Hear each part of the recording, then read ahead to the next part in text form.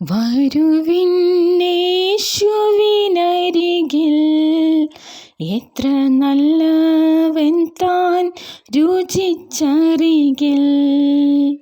ഈ ഗാനം നമ്മൾ കേട്ടിട്ടുണ്ടല്ലോ. യേശുവിൻ്റെ അരികിൽ നമ്മൾ വന്നു കഴിഞ്ഞാലാണ് യേശു എത്ര നല്ലവനാണ് എന്ന് നമ്മുടെ ജീവിതത്തിൽ നമുക്ക് രുചിച്ചറിയുവാൻ കഴിയുന്നത്. യേശുവിനെ നമ്മൾ രുചിച്ചാണ് അറിയേണ്ടത്. നമ്മുടെ യേശു എത്ര നല്ലവനായ ദൈവമാണ്. യേശു തൻ്റെ ജീവിത കാലഘട്ടത്തിൽ മുഴുവൻ എല്ലാവർക്കും, ശിഷ്യന്മാർക്കും തൻ്റെ മാതാപിതാക്കൾക്കും തൻ്റെ ചുറ്റുപാടുമുള്ള സഹജീവികൾക്കും തൻ്റെ കൂടെ നടക്കുന്ന ജനങ്ങൾക്കുമൊക്കെ വളരെ നന്മകൾ മാത്രം ചെയ്യുകയും ദൈവവചനത്തെക്കുറിച്ചും സ്വർഗരാജ്യത്തെക്കുറിച്ചും തൻ്റെ പിതാവായ ദൈവത്തെക്കുറിച്ചും ദൈവവചന അടിസ്ഥാനത്തിൽ അവരെ ഓരോരുത്തരെയും കാര്യങ്ങൾ പറഞ്ഞ് ബോധ്യപ്പെടുത്തുകയും ദൈവവചനത്തിലുള്ള ഓരോ കാര്യങ്ങൾ ഓരോ ദിവസങ്ങളിൽ ഓരോ ഉപമകളായിട്ടും കഥകളായിട്ടും ദൈവരാജ്യത്തെക്കുറിച്ചും ദൈവത്തിൻ്റെ ഓരോ പ്ലാനിനെക്കുറിച്ചും പദ്ധതിയെക്കുറിച്ചുമൊക്കെ വിശദീകരിക്കുകയാണ് ചെയ്തത്.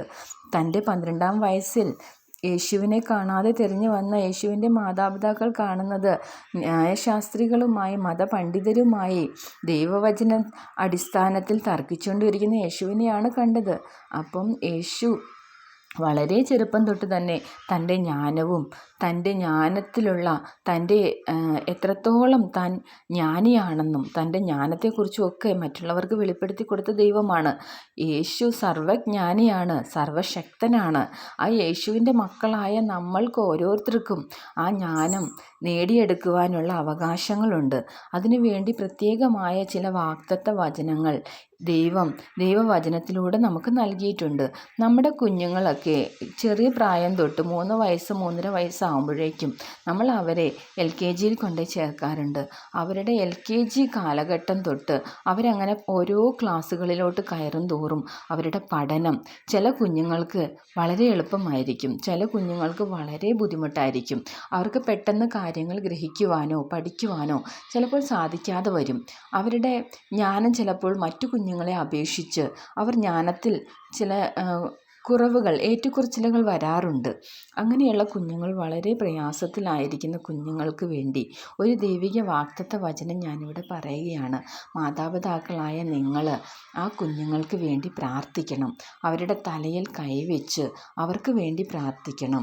യാക്കോബ് 1:4 വാക്യത്തിൽ ദൈവം ഇങ്ങനെ പറയുന്നു, നിങ്ങളിൽ ഒരുത്തനും ജ്ഞാനം കുറവാകുന്നുവെങ്കിൽ ഭത്സിക്കാതെ എല്ലാവർക്കും ഔദാര്യമായി കൊടുക്കുന്ന യഹോവയോട് ചോദിച്ചു കൊള്ളട്ടെ എന്ന്.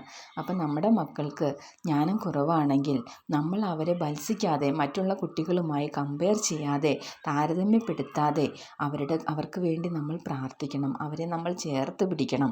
അവർക്ക് അറിയാത്ത വിഷയങ്ങൾ നമ്മൾക്ക് അറിയുന്നതാണെങ്കിൽ പറഞ്ഞു കൊടുക്കണം. നമ്മളുടെ ജ്ഞാനം അവരുടെ മുന്നിൽ പ്രദർശിപ്പിക്കാനുള്ളൊരു വേദിയായിട്ടല്ല, അവരുടെ രീതിയിലോട്ട്.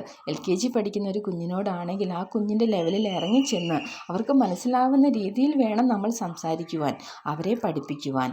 യേശു പറഞ്ഞു, കുഞ്ഞുങ്ങളെ എൻ്റെ അടുക്കൽ വരുവാൻ വിടുവിൻ, ദൈവരാജ്യം ഇവരെ പോലുള്ളവർക്കാണെന്ന്.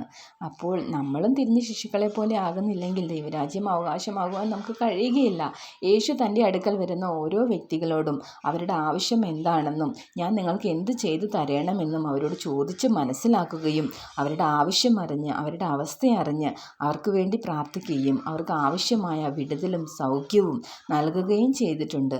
അതുപോലെ നമ്മളും നമ്മുടെ മക്കളെ ദൈവസന്നിധിയിൽ ചെന്നിരുന്ന് അവരുടെ ആവശ്യങ്ങൾ യേശുവുമായി ഷെയർ ചെയ്യുവാനും യേശുവിൻ്റെ സന്നിധിയിൽ അവരുടെ ആവശ്യങ്ങൾ വെച്ച് ഈ വചനം വെച്ച് പ്രാർത്ഥിക്കുവാനും നമ്മൾ കുഞ്ഞു പ്രായത്തിൽ തന്നെ, ബാല്യത്തിൽ തന്നെ അവരെ പഠിപ്പിക്കണം. അവർ ദൈവസന്നിധിയിൽ ധൈര്യത്തോടെ ചെന്ന് അബ്ബാ പിതാവേ എന്ന് വിളിക്കുവാനുള്ള അവകാശത്തോടു കൂടെ തന്നെ ദൈവസന്നിധിയിൽ ചെന്ന് ദൈവത്തോട് തങ്ങളുടെ ആവശ്യങ്ങൾ പറയുവാൻ തക്കവണ്ണം നമ്മൾ അവരെ പ്രാപ്തരാക്കുകയാണ് ചെയ്യേണ്ടത്. അതിനുവേണ്ടി നമ്മൾ ശ്രമിക്കണം. യേശു കുഞ്ഞുങ്ങളെ ഒരുപാട് സ്നേഹിച്ച ദൈവമാണ്. നമ്മുടെ ദൈവത്തിൻ്റെ വചനത്തിൽ പറയുന്നുണ്ട്, യഹോവയല്ലോ ജ്ഞാനം നൽകുന്നത്, അവൻ്റെ വായിൽ നിന്ന് പരിജ്ഞാനവും വിവേകവും വരുന്നു എന്ന്. അപ്പോൾ നമ്മൾ യേശുവിൻ്റെ അടുക്കൽ ചെയ്യണം. ദൈവത്തിൻ്റെ വചനം നമ്മൾ മക്കളെ പഠിപ്പിക്കണം.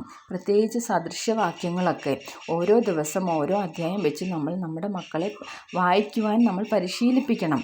അവർ വായിക്കാനും എഴുതുവാനും പഠിക്കുന്ന കാലം തൊട്ട് തന്നെ 31 ദിവസത്തിനുള്ള കാര്യങ്ങൾ ആ 31 അധ്യായമുണ്ട് സദൃശവാക്യത്തിൽ.